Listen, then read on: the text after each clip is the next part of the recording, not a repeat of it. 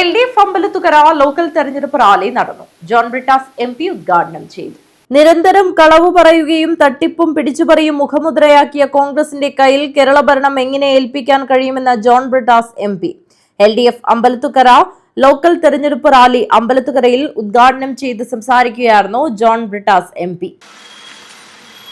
വളരെ ലളിതമായി പറഞ്ഞാൽ നമ്മുടെ നാട് ഇതുപോലെ സമാധാനത്തോടെ സ്നേഹത്തോടെ നിലനിൽക്കണമെങ്കിൽ നമ്മളെ നയിക്കാൻ പ്രാപ്തിയുള്ള ആത്മാർത്ഥതയുള്ള ഒരു ഭരണ സംവിധാനം വേണം.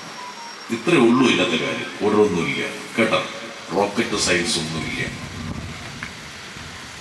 മനുഷ്യ കിട്ടിയ എത്ര കിട്ടി? 4000. ആ പേഴ്സിലുണ്ടാ? അത് മുറുക്കം പിടിച്ചേക്ക് ആരെങ്കിലും കൊണ്ടുവന്നുള്ളത് പേടിയില്ല.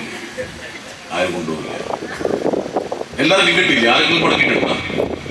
വികസനം കൊണ്ടുവരുമ്പോഴെല്ലാം അതിനെ എതിർക്കുകയും സമരം ചെയ്യുകയുമാണ് UDF എന്നും, എന്നാൽ 10 വർഷമായി തുടർന്നു വരുന്ന സമാനതകളില്ലാത്ത വികസന പ്രവർത്തനങ്ങൾ തുടർന്നു പോകാൻ LDF അധികാരത്തിലെത്തേണ്ടത് അത്യാവശ്യമാണെന്നും അതിന് ജനങ്ങൾ ഇടതുമുന്നണി സ്ഥാനാർത്ഥികളെ വിജയിപ്പിക്കണമെന്ന് ജോൺ ബ്രിട്ടാസ് MP പറഞ്ഞു.